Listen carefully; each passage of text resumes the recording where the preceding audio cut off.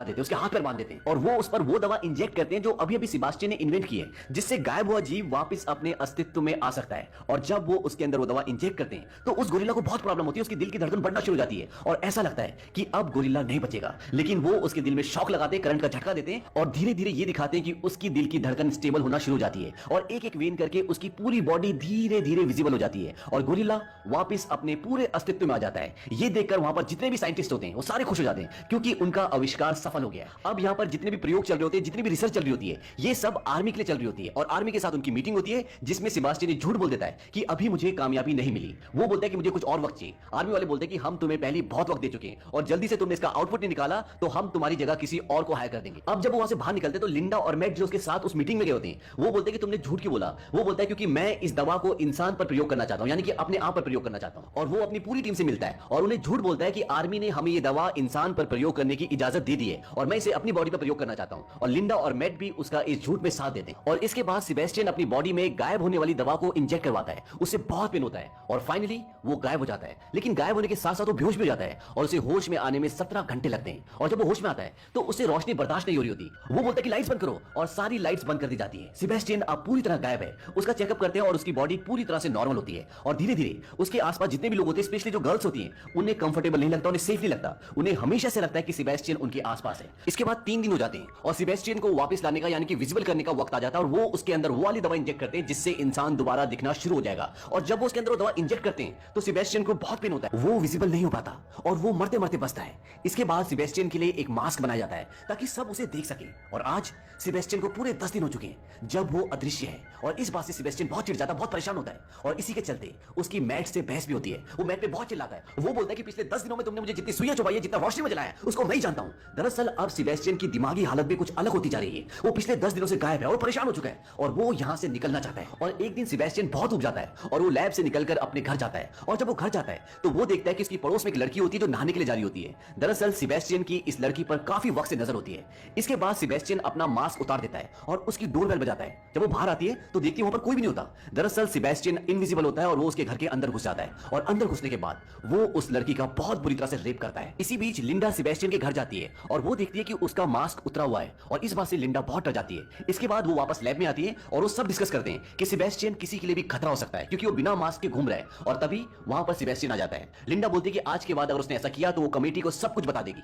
Sebastian Linda की बात को मान जाता है लेकिन सबके दिल में कहीं ना कहीं एक डर होता है क्योंकि सब सेबास्टियन के नेचर को जानते हैं। उसका दिमाग अलग टाइप का होता है और वो अब ये तय करते हैं कि वो सेबास्टियन पर 24 घंटे नजर रखेंगे। दरअसल सेबास्टियन इनविजिबल होता है लेकिन वहां पर एक कैमरा होता है जिसके थ्रू वो सेबास्टियन की इमेज को, उसकी एनर्जी को देख सकते थे। अब सेबास्टियन जानता है कि कैमरे से उस पर नजर रखी जा रही है और वो इस लैब से बाहर नहीं निकल सकता। इसीलिए वो कैमरे के साथ छेड़छाड़ करता है और उसने एक रिकॉर्डिंग चला देता है जिससे ये लगता है कि सेबास्टियन वही है और वो वहां से बाहर निकल जाता है। और इसके बाद वो लिंडा के घर जाता है तो वो देखता है कि लिंडा का अफेयर उसी के कलीग मैट से है। इस बात से सेबास्टियन को बहुत गुस्सा आता है और उसे गुस्सा इसलिए आता है क्योंकि लिंडा उसकी एक्स गर्लफ्रेंड थी और अब गुस्से में वो उसके घर की खिड़की का कांच तोड़ देता है। लिंडा बाहर देखती है लेकिन वहां पर कोई नहीं होता। उसे शक होता है कि शायद ये सेबास्टियन था और जब वो लैब में फोन करती है तो लैब में जो आदमी बैठा होता है वो बोलता है कि सेबास्टियन यही है क्योंकि उसे अभी भी स्क्रीन पे वो रिकॉर्डिंग दिख रही होती है जिसमें सेबास्टियन लेटा होता है। तो उसे लगता है कि सेबास्टियन यहीं पर है लेकिन सेबास्टियन वहां पर नहीं होता। और अब जब सेबास्टियन वापस लैब में आता है तो वो गुस्से से भरा हुआ होता है और वहां पर एक कुत्ता होता है जिसे वो मार देता है। और अगली सुबह जब जानवरों की डॉक्टर सब जानवरों को खाना खिलाने के लिए आती है तो वो देखती है कि वहां पर कुत्ता मरा हुआ होता है और वो इस बारे में सेबास्टियन से पूछती है लेकिन सेबास्टियन बोलता है कि मुझे इस बारे में कुछ भी नहीं पता। लेकिन वो कंफर्म करने के लिए सारी वीडियो रिकॉर्डिंग चेक करती है लेकिन उसमें उसे कुछ भी पता नहीं चलता। और आज रात को फिर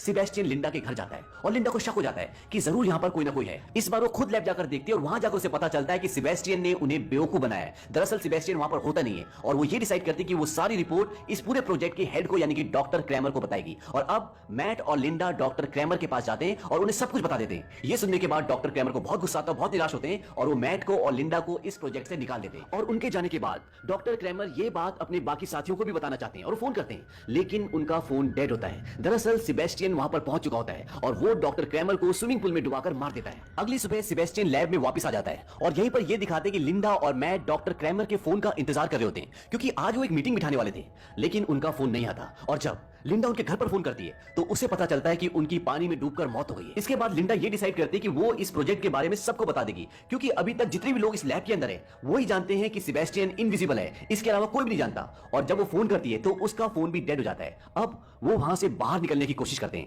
लेकिन एक भी दरवाजा नहीं खुलता। दरअसल सेबेस्टियन ने सबके कोड डीएक्टिवेट कर दिए होते हैं और वहां पर सिर्फ एक ही कोड एक्टिवेट होता है और वो होता है सेबेस्टियन का। अब वो सब ये डिसाइड करते हैं कि हमें सेबेस्टियन को किसी भी हालत में पकड़ना होगा, क्योंकि सेबेस्टियन अभी इसी लैब में। और जब वो सब वहां से निकलते हैं तो जेनिस का पीछे कुछ छूट जाता है और जब उसे लेने के लिए जाती है तो सेबेस्टियन उसको मार देता है। और इसके बाद सबको समझ में आ जाता है कि सेबेस्टियन हम सबको मारना चाहता है ताकि किसी को यह ना पता चले कि सेबेस्टियन गायब हो चुका है। अब लैब में एक ट्रेसर होता है जिसके जरिए वो उसकी लोकेशन का पता लगा लेते हैं और उसे वहां पकड़ने के लिए दो लोग जाते हैं, मैट और कार्टर। लेकिन सेबेस्टियन कार्टर को जख्मी कर देता है। मैट उस पर फायर भी करता है लेकिन उसको नहीं लगता, क्योंकि वहां पर गर्म हवा होती है जिसकी वजह से उसकी काफी सारी परछाइयां दिख रही होती है और वो वहां से भाग जाता है। कार्टर अब बहुत बुरी तरह जख्मी है और उसे ब्लड की जरूरत है और सारा ब्लड लेने के लिए जाती है और वहां पर सेबेस्टियन आ जाता है और सेबेस्टियन सारा को मार देता है। वहीं दूसरी तरफ कार्टर की भी मौत हो जाती है और अब यहां पर तीन ही लोग बचे हुए हैं, लिंडा, मैट और फ्रैंक। अब वो सब सारा को ढूंढने के लिए जाते हैं जो खून लेने के लिए गई होती है और उसकी लाश उन्हें एक फ्रीजर के अंदर मिलती है। और इसी बीच में सेबेस्टियन फ्रैंक को भी एक लोहे की छड़ से मार देता है, यानी कि लोहे की छड़ी उसके आर पार कर देता है। और जब मैट उसे बचाने की कोशिश करता है तो सेबेस्टियन उसे भी जख्मी कर देता है और वो मैट को और लिंडा को एक फ्रीजर के अंदर बंद करता है, उसे ऑन करता है और वहां से चला जाता है। वो उन्हें दरअसल इस फ्रीजर के अंदर ठंड से मारना चाहता था और अब फ्रीजर का टेम्परेचर धीरे धीरे डाउन होना शुरू होता है। लेकिन लिंडा हार नहीं मानती, वो दरवाजे का शीशा तोड़ने की कोशिश करती है लेकिन वो नाकामयाब रहती है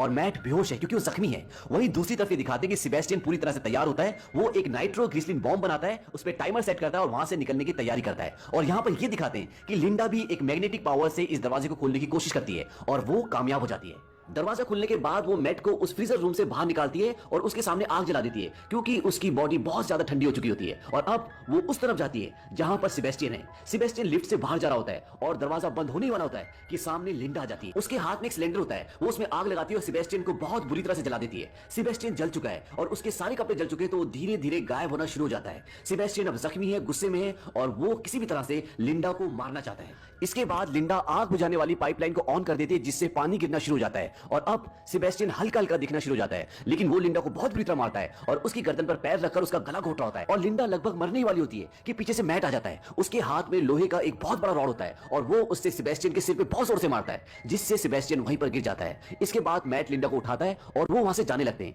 लेकिन अभी भी सेबेस्टियन जिंदा है और वो उसी रॉड को उठाता है जिससे उसे मैट ने मारा होता है और वो मैट को मारने के लिए जाता है। लेकिन मैट को पता चल जाता है, मैट उसे धक्का देता है और जो उसके हाथ में रॉड होता है वो इलेक्ट्रिसिटी वायर से टकराता है और उसकी पूरी बॉडी में करंट फैल जाता है जिससे वो वहीं पर गिरकर बेहोश हो जाता है। इसके बाद वो उस जगह पर जाते हैं जहां पर सेबेस्टियन ने बॉम्ब लगाया होता है और समझ जाते हैं कि वो इसे फटने से नहीं रोक सकते और वो किसी भी तरह से यहां से बाहर निकलना चाहते हैं। अब वो लिफ्ट से बाहर नहीं जा सकते क्योंकि सेबेस्टियन ने उनकी हर जगह से एंट्री और एग्जिट डीएक्टिवेट कर दी होती है। इसीलिए लिफ्ट के साथ जो इमरजेंसी एग्जिट होता है, यानी कि लिफ्ट जहां से ऊपर और नीचे आती है, वहीं पर शाफ्ट लगी होती है जिसके सारे वो ऊपर चढ़ना शुरू करते हैं। और जब वो ऊपर जा रहे होते हैं तभी बॉम्ब फट जाता है और वो धीरे धीरे ऊपर चढ़ना शुरू करते हैं। तभी लिंडा का नीचे से सेबेस्टियन पैर पकड़ लेता है, वो अभी भी जिंदा होता है। मैट उसे बचाने के लिए नीचे आने की कोशिश करता है लेकिन इससे पहले कि वो उन तक पहुंचता सेबेस्टियन लिंडा को पकड़कर नीचे लिफ्ट में कूद जाता है और वो वहां पर उसे बोलता है कि मुझे किस करो।